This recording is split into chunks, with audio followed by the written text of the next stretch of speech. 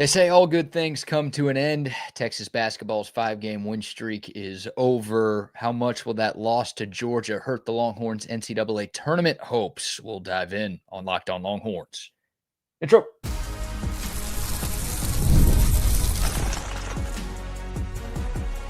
You are Locked On Longhorns, your daily podcast on the Texas Longhorns. Part of the Locked On Podcast Network, your team every day.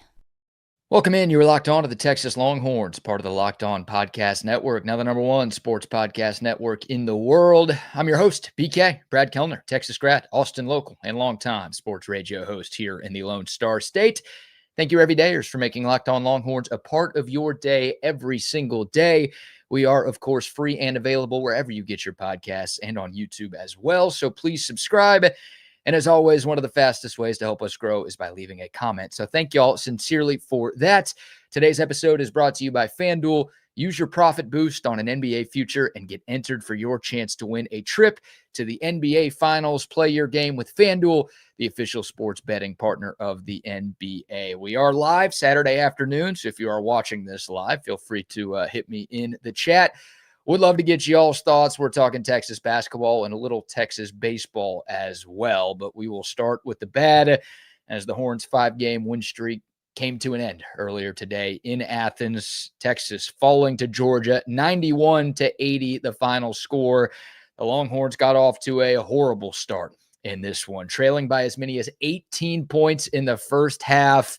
It took Texas 11 minutes and 40 seconds to get to double-digit points. This game was 26-9 at one point. And again, the Longhorns trailed by as many as 18 in the first half. They must have thought the game started at 3 or 3:30 instead of 2:30 because they no-showed on both ends of the floor early on. It allowed Georgia to get off to a fantastic start. They were feeding off the energy of their home crowd. That's a desperate team too. I mean, Georgia and Texas in very similar spots in terms of where they sit on the bubble. You know, both teams in the field going into today, both teams still in the field coming out of today. Obviously, Georgia gets the benefit of this win, but I think Texas is fine. More on that in a moment. But it was a pretty desperate Georgia team that was 2-5 in their last 7 games coming in. They had actually lost 3 straight at home, so they were pretty desperate to try to get a victory on their home floor.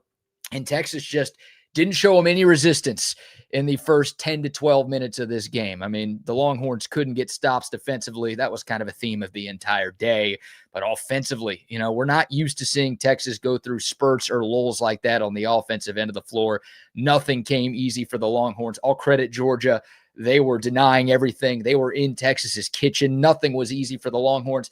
And it felt like Texas was having to set up their offense like 30 feet away from the hoop on every possession. Some of that's obviously on Texas just not being aggressive enough, but some of it you tip your cap to Georgia. They had a great game plan coming in, and they just did not let Texas get comfortable offensively. 6 first-half turnovers for Texas, not something we're used to seeing.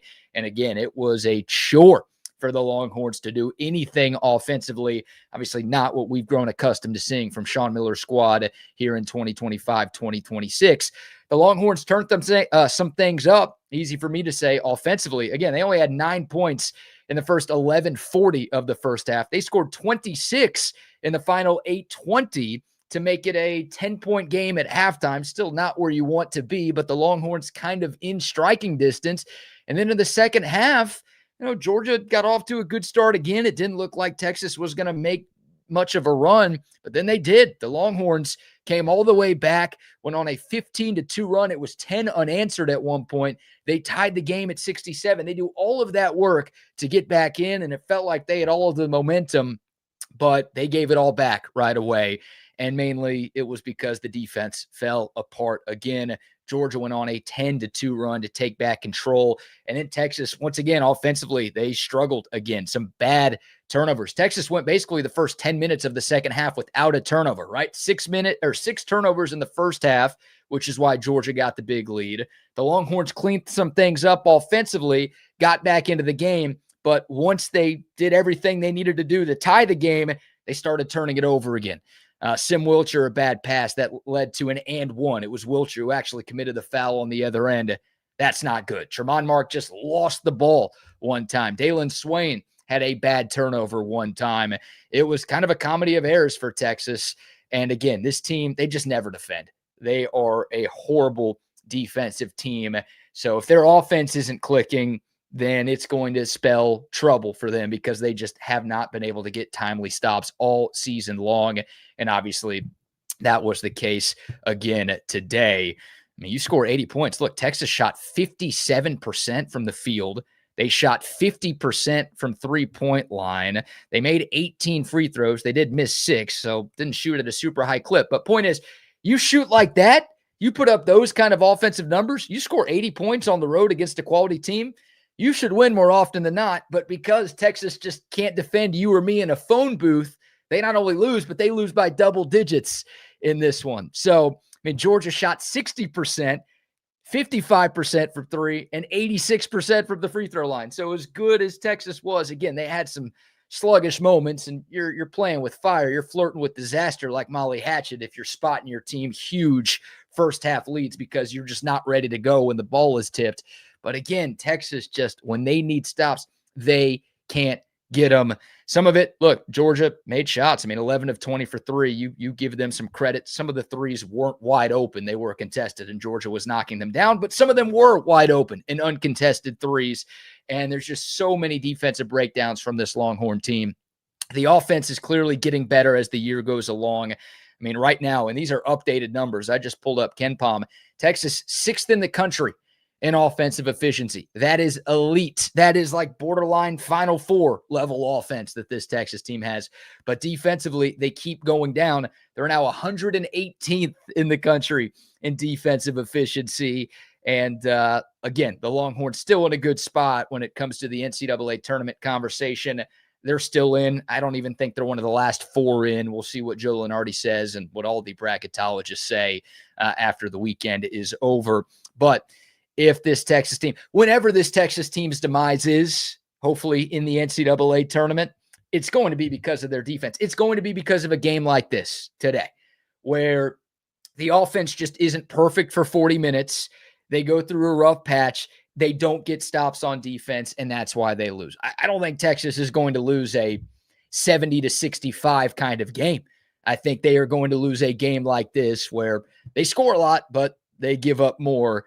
And that's a problem. So the good, I mean, Dalen Swain was fantastic again for this Texas team, 21 points. Modest Vokatitis had 22. The only problem with him, he was in foul trouble, so he only played 26 minutes, but 22 points on 8 of 10 shooting. Very efficient performance from him. Jordan Pope had 17. Kendall Weaver off the bench with 9 was really good. The bad, I mean, Tremont Mark, the guy's a 6-year senior. He's 24 years old. He got benched 3 different times in the second half because he just doesn't play defense. It's unbelievable that a guy who's his level of athlete and his level of experience, he's played so many years. He was coached by Kelvin Sampson. Maybe that's why Kelvin Sampson didn't want him at Houston anymore, because he just didn't defend anymore. He doesn't play any defense. And for a 6-year senior to do that, it's unacceptable. Offensively, he only had 4 points on 2 of 6 shooting, only played 20 minutes. He's supposed to be one of the best players on the team. He's your 3rd leading scorer. He gives you 4 when he averages more than 13 a game. Tough to win on the road with that type of performance. And then Cam Heide, who had that great 3-game stretch, obviously a part of the 5-game win streak that Texas was just on. He's now gone scoreless in 2 of his last 3 games. Only took 1 shot today.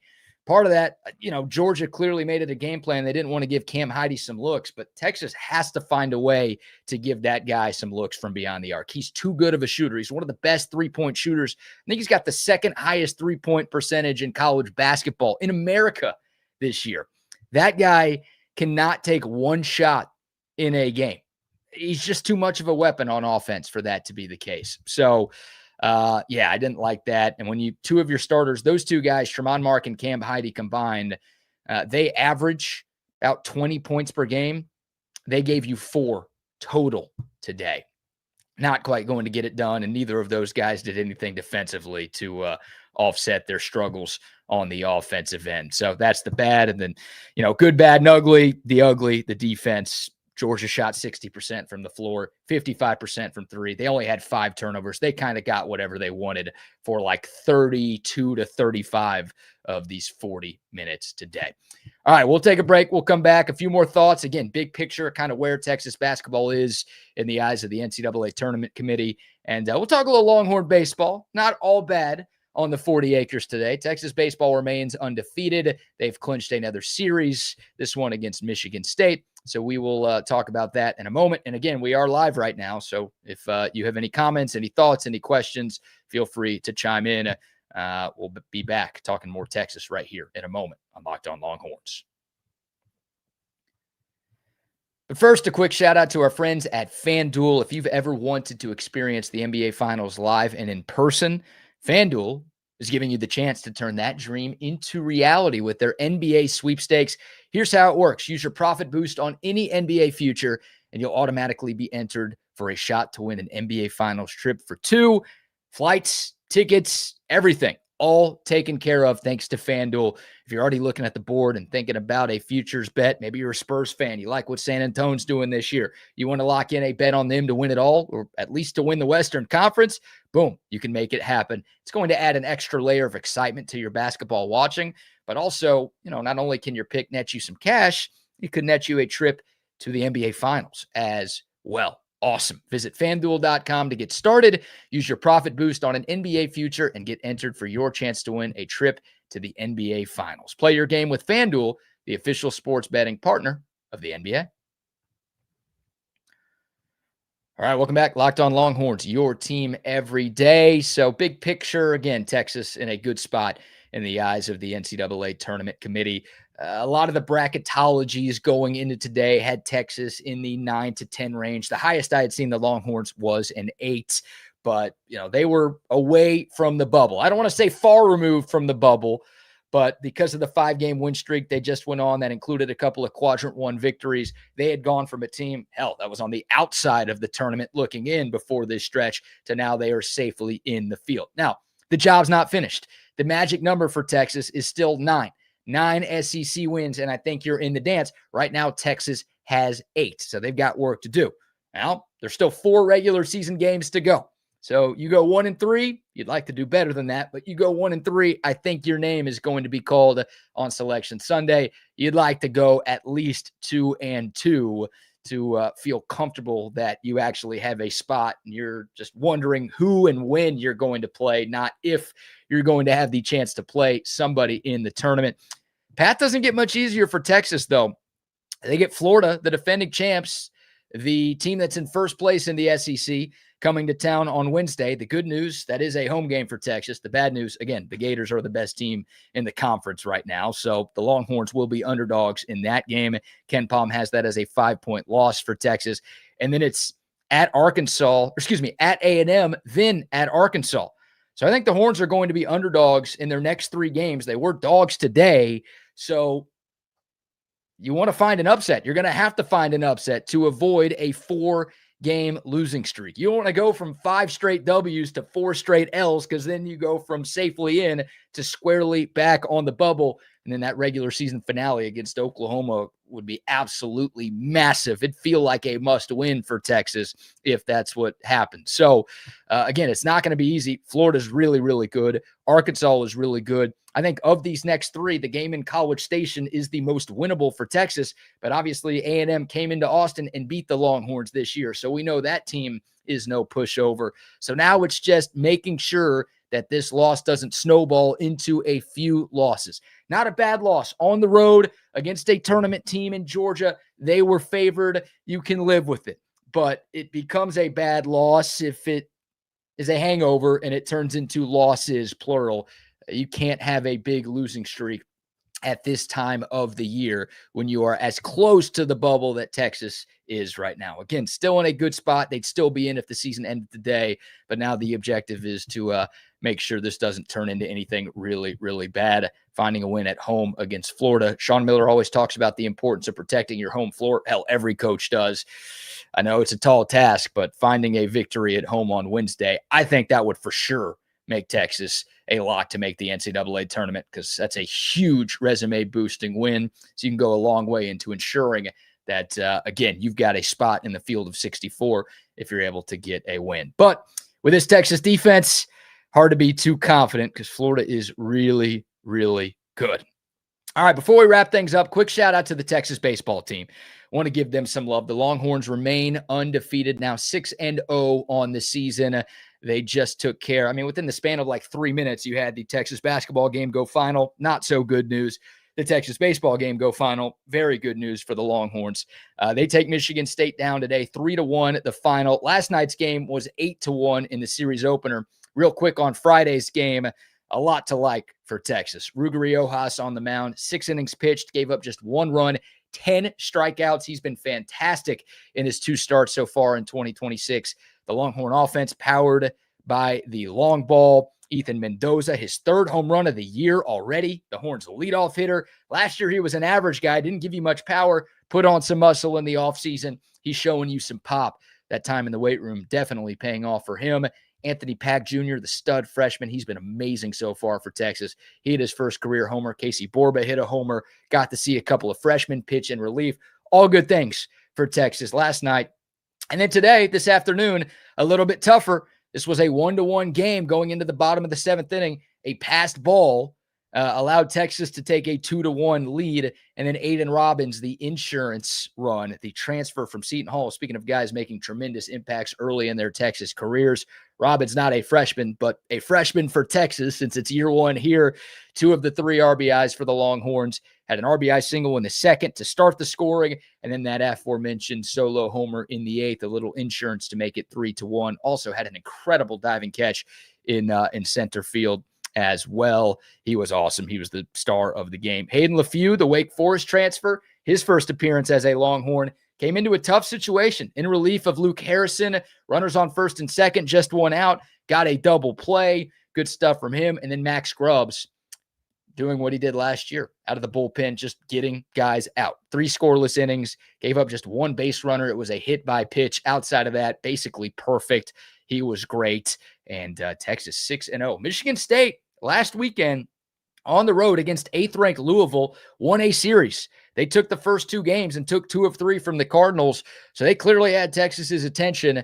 And the Longhorns, well, they've got the series win and a chance to bring out the brooms and improve to 7-0 with a victory tomorrow.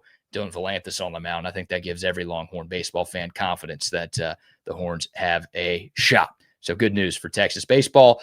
One real quick comment before we get out of here. Wesley says Texas isn't a basketball school and never has been on the men's side, so I'm not surprised they are a football and baseball school.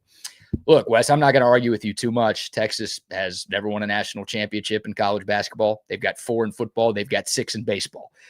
Texas hasn't made a Final Four in men's college basketball since 2003. It has been a while. When they made the Sweet 16, 2023, they made it all the way to the Elite 8. But that was their first trip to the 2nd weekend in the tournament in a decade and a half. So it's been tough times for Longhorn men's basketball. And you're right. Historically, we're just not up to par with pretty much every other sport that we have on campus. Give Sean Miller a chance. Give him time. I think he's doing a really good job in year 1, considering all that Texas lost from last year, considering a lot of these guys aren't his players, considering he's trying to instill his culture. The fact that Texas has gotten as good as they've gotten, they've improved so much throughout the year, and there's no denying that. I'll give Sean Miller credit. Now, he can throw that all away if the Longhorns, again, let this one loss snowball into a few. But I like him. I think he was a really good hire for Texas. I think he's doing a very good job in year 1. And I hope and expect that this will be his worst year in Austin. That's kind of my expectations for everybody. Like year 1 as a coach, especially here, but really anywhere, it takes some time to build your program a little bit. You hope for that linear progression. That's what I'm looking for Sean Miller. I hope the Longhorns can break up with the bubble.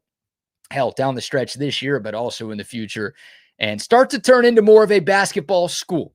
Long way to go. Again, if you're comparing it to football or baseball, then I don't know if we'll ever see Texas basketball get to that level, but I'm hopeful. It's been my dream since I was a kid that at one point Texas would be considered a basketball school. Not in lieu of football or baseball. I want to have my cake and eat it too. I want all 3, of course. I'm selfish. The hope is, Wes, that one of these days Texas is considered a basketball school. You can be both. It is possible. You are allowed to be good at football and basketball and baseball, as a matter of fact. Hell, Texas in the early 2000s, when Augie was winning championships, Mac was winning a championship, Rick Barnes was getting to the Final Four, Texas was great at all three. So we've seen it in Austin. It would be nice to see it again. All right, that will do it for a Saturday afternoon episode. If you made it this far, number one, God bless you. Number two, please remember to like this video, subscribe, leave a comment, rate 5 stars, all of those great things. Can't thank y'all enough for your continued support of Locked On Longhorns. We'll be back probably tomorrow. Maybe more thoughts on basketball, some baseball as well. Shout out to Texas softball. They're off to a great start in Stanford this weekend. Yeah, we'll have you covered with everything going on the 40 acres. But that'll do it for this one. Thanks so much for tuning in. Until next time, horns up, mic's off. We'll see y'all soon. This is Locked On Longhorns.